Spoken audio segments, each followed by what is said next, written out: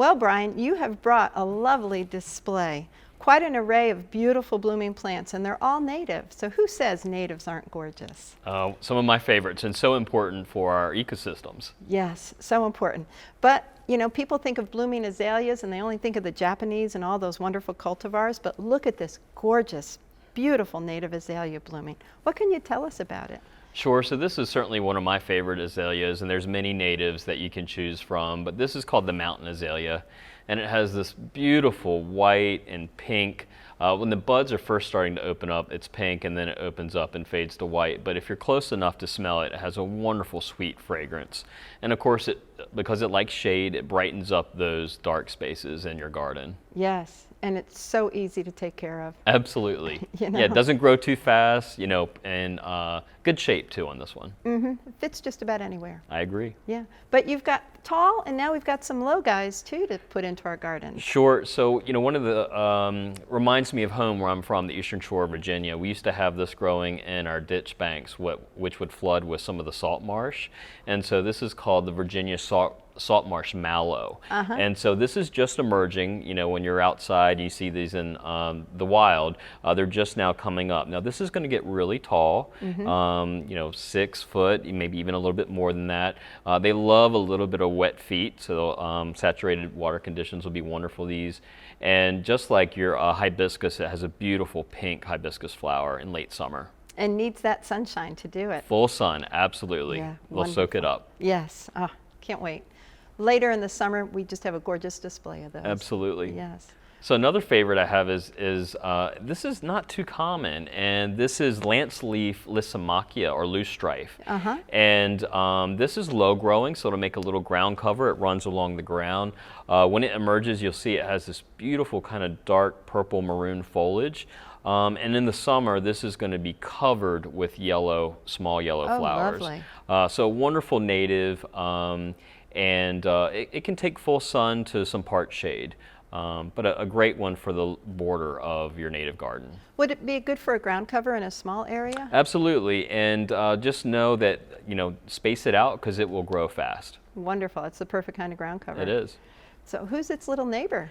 So this is a one called wine cup, and this is, you know, full sun, and the flower reminds me of a deep wine color, almost like a Merlot. Yes. And, you know, give it some space because this gets pretty big and will, you know, I would say maybe 24, 48 inches, and it will spread even more than that. And you'll have these beautiful saucer-shaped wine cup flowers in May and June, late May and June. That is a wonderful plant. It is. I love it. So, but quite different, and another one that's not well known is the next one. This is the cutest liatris or gay feather that you'll ever see, and it's called Liatris microcephala, or blazing star, Appalachian blazing star.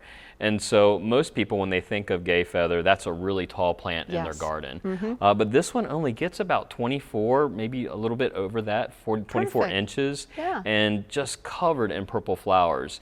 And what you'll see is early in the season, it will flower, but in the fall, you'll get a second bloom a lot of times. That is awesome. Well, we've got to keep moving along. So who's our beautiful little guy blooming there? So this is a Trillium luteum, or yellow Trillium, and so these are doing their thing right now. Spring is when they thrive, and so you'll see this has a beautiful yellow floret in the center. They love shade, and you know, these need a little bit of extra care. A lot of people don't know that they like a little bit of moisture. They like a little bit of rich soil, and so you got to put this in an area of your garden where it's going to get some shade, but has, you know, good organic material. It's not the plant for heavy clay. No, definitely not. Not at all. But the next one will make it. Absolutely. So this is a dwarf crested iris, and this is also its time in the garden. This is in full bloom. This happens to be a white cultivar called Tennessee White. A lot of times you see this in purple in the garden.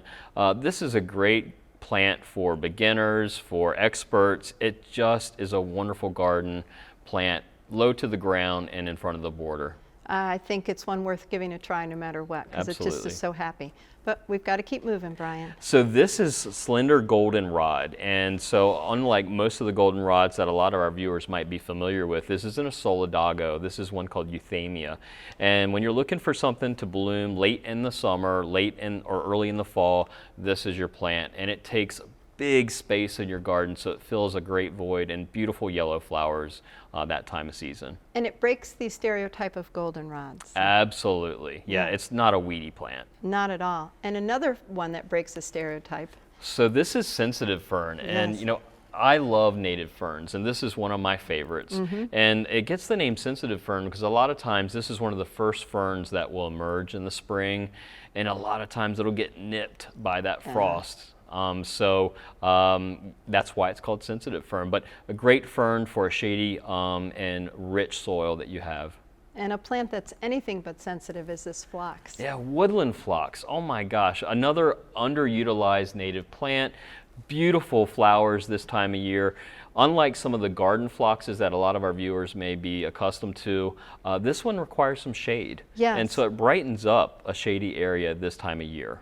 The city of Richmond is using this in their islands as you drive through downtown. That's how tough it is. Well, and a lot of them have some fragrance too. Yes, well, I don't get to see that in the car on the way to No, work. that's true. No, we encourage you not to smell the flowers as you're driving around. But this can make a large area, and it's just spectacular in full bloom. Absolutely. And then it kind of dies down and is quiet the rest of the year. Yeah, and it gives an opportunity for other plants to do their thing. I was going to say, it steps out of the way for others. But we've got a grass here, so let's talk about that. Yeah, so native grasses, you know, they are just really important and provide great structure in the native landscape. This is one called bitter panic grass. So it's kind of like the well, this one's from the Eastern Shore, I will say, the Yes. Delmarva Peninsula. This is a cultivar called Dewey Blue. So for all of our viewers that have been to the Delaware beaches, this was found near Dewey Beach, Delaware.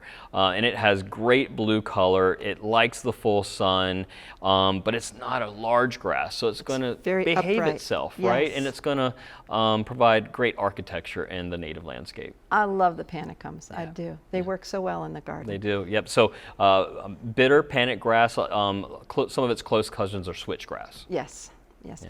And the grand finale, which is a favorite plant of Peggy's because it's a great vine. Well, you know, this is trumpet honeysuckle. Yes. And this isn't like one of the invasive honeysuckles. This is one of our natives. And this is a selection of our natives that has yellow flowers. It's called John Clayton.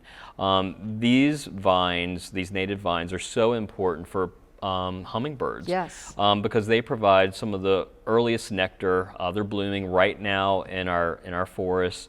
And the hummingbirds just cannot stay away from these. Yes. And so these yellow tubular flowers are wonderful for those really coveted birds in our homes and around our gardens. Major Wheeler is a red cultivar as well. Absolutely. And what I love about these plants is they are not aggressive. They don't overtake. They're very, very, I say they behave themselves in the garden very well. They are well behaved. You know, they don't overpower. No, not So- at all.